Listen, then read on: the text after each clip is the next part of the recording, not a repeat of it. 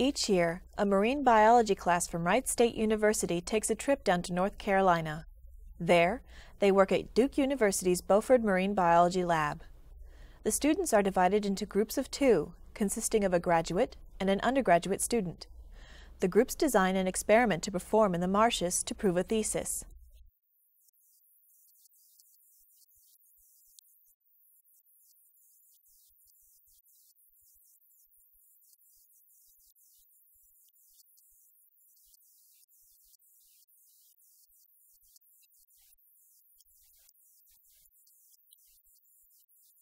So the marine biology trip is something that we've done at the university for about 25 years, and various people have taught the course. But the main purpose of the course is to allow students to become scientists through doing science. So they actually get the opportunity not just to learn things in a lecture hall and kind of hear how science gets done, but to come up with their own projects. So what would be an interesting project to do? What's an interesting question? They have to go and read about the places that they're going and find out what other people have done in terms of their research. And then they have to come up with their own interesting questions.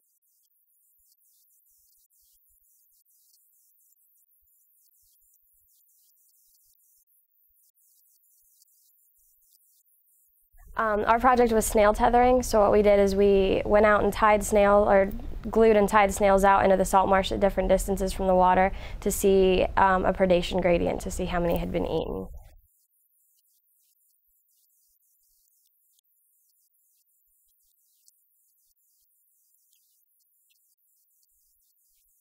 We were looking at snail predation, so had to go out and collect our snails. We wanted to look at how much predation was happening in the marsh, so we looked at the water's edge, into the marsh, and then out of the marsh, and we just wanted to see if the blue crabs were eating the snails more, in reference to different areas of the marsh.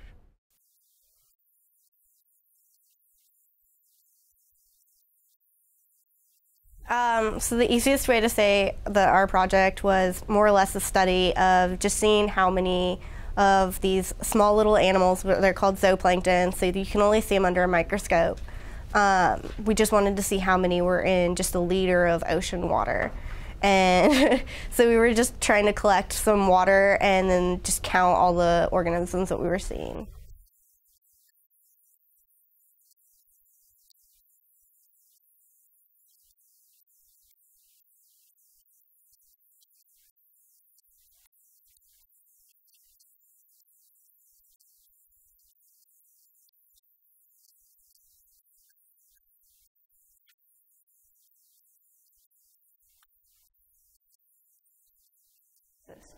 So here's where all the planning that they did comes into place, and they try to implement all these things, and they discover that it's a lot harder than they thought it was.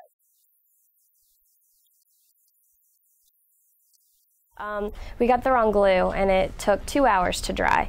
So we had to hold 120 snails still for 2 hours until their glue dried, and it was impossible. Yeah, we had a few problems. One problem was the tethers were a little bit too long, and sometimes the snails could crawl up the poles and kind of hide inside, and then the crabs couldn't get to them. Our experiment would be something we would definitely do different. Leslie and I ended up doing the most comprehensive experiment that was done the entire trip, and it took us hours just to figure out how to get our original methods to work for us, and then we spent like 3 days just trying to critique it and make it better.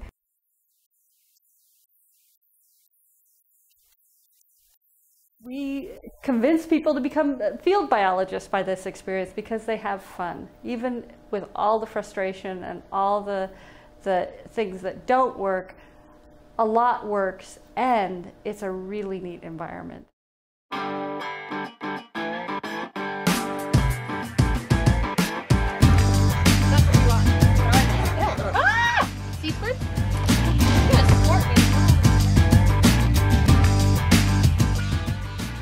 It was amazing. It was more than I expected.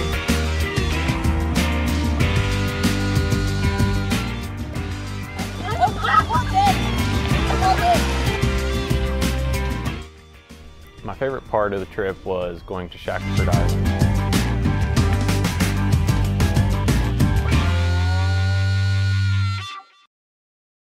so it was pretty neat to see all of the stuff that you would never see in Ohio.